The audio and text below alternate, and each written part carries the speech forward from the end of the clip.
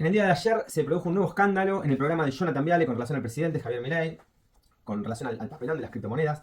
Y es que frente a un hipotético escenario de juicio político, sabemos que se necesitarían las 2/3 de la Cámara de Diputados para acusar al presidente y también los 2/3 de los miembros presentes del Senado para una eventual destitución.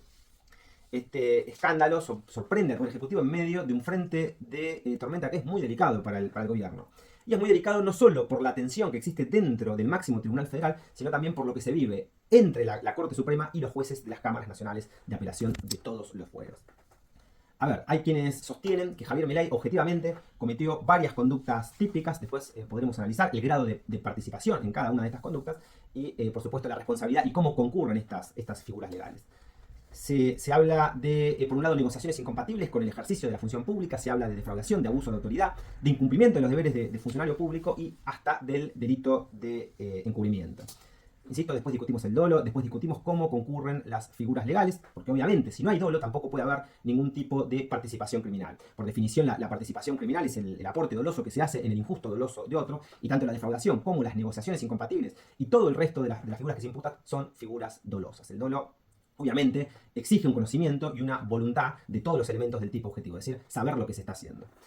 Vamos a ver, el artículo 265 del Código Penal, para que lo entienda la gente que nos escucha, sanciona con prisión de 1 a 6 años e inhabilitación especial perpetua al funcionario público que se interese en una operación económica en la que interviene en razón de su cargo. Y a esto hay que agregarle que el segundo párrafo del artículo 265 habla además de una multa que puede ir desde 2 a 5 veces el valor del beneficio indebido. Si hablamos de pérdidas por 87 millones de dólares, estamos hablando de una multa en estas condiciones que podría ir desde los 174 millones de dólares hasta los 435 millones. Realmente son cifras escandalosas, cifras siderales.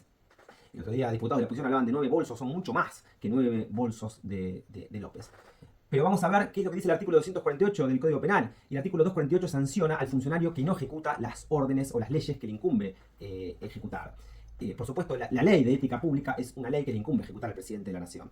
La ley 25.188 le impone al presidente en ejercicio la obligación de no usar de su cargo para beneficiar a personas que son ajenas a la función oficial o para avalar cualquier tipo de producto, de servicio, de empresa. La ley de ética pública es muy precisa en este aspecto. Y a su vez, por otra parte, tenemos el artículo 172 del Código Penal, que también tipifica el delito de defraudación, obviamente, cuando además se den los requisitos de la estafa genérica, que son el ardid, el engaño y la disposición patrimonial. Por último, el artículo 277 del Código Penal argentino también tipifica la figura de encubrimiento, y digo esto porque hay abogados que ya están hablando, que ya están diciendo que haber borrado un tuit a poco de consumada la defraudación podría hacer incurrir también al mandatario en esta figura típica de encubrimiento. En síntesis, el artículo 265 sanciona el delito de negociaciones incompatibles con el ejercicio de la función pública. La ley 25.188 impide a un presidente de la nación promocionar productos, servicios o empresas privadas.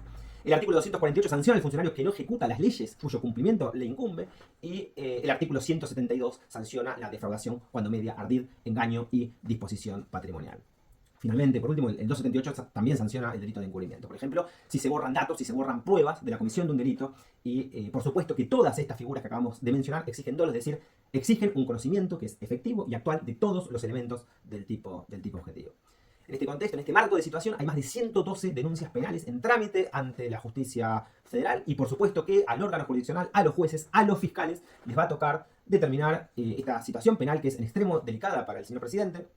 Y en el plano político institucional, si se quiere, el artículo 59 de la Constitución de la Nación también establece que va a corresponder al Senado de la Nación juzgar el juicio político al presidente de la Nación. Y el artículo 53, por su parte, señala que la Cámara de Diputados es la que tiene que decidir si acusa o no acusa al presidente, tanto por mal desempeño como por delitos comunes, como podrían ser estas negociaciones incompatibles, la estafa, las defraudaciones y las demás figuras delictivas que hemos mencionado.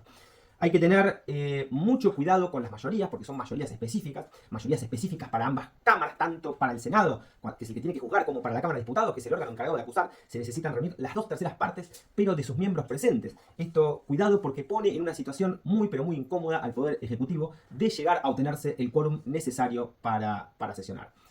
En definitiva, un tuit de 5 renglones que ha provocado un verdadero cimbronazo, un verdadero terremoto político en la República Argentina, y en un momento de extrema tensión en un momento de muy delicada situación entre la Corte y las cámaras nacionales federales, y esto abre entonces, insisto, un nuevo mapa de tejido de relaciones políticas institucionales en un año electoral, y va a ver qué es lo que dice en definitiva la justicia. Pero hay un dato para tener en cuenta, un dato que no es un dato de color porque es un dato sumamente interesante, sumamente importante, y es que el gobierno puede acudir por per saltum al Alto Tribunal Federal. No nos olvidemos de este instituto tan fundamental en el derecho constitucional, en el derecho procesal constitucional argentino, ya que el presidente Javier Milei podría intentar que las causas judiciales salten directamente de la instancia al máximo tribunal federal.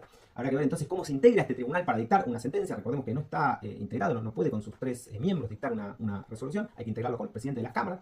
Y hay que ver qué es lo que dicen los diputados si consiguen esas 2/3 partes de sus miembros presentes para iniciar un juicio político, y habrá que ver lo que dice el Senado. Pero por sobre todas las cosas, nos encantaría saber qué es lo que debe estar pensando en este momento Victoria Villarroel, que se ha llamado al más absoluto de los silencios. ¿Qué está pensando por estas horas Victoria Villarroel, la vicepresidente de Javier Milei?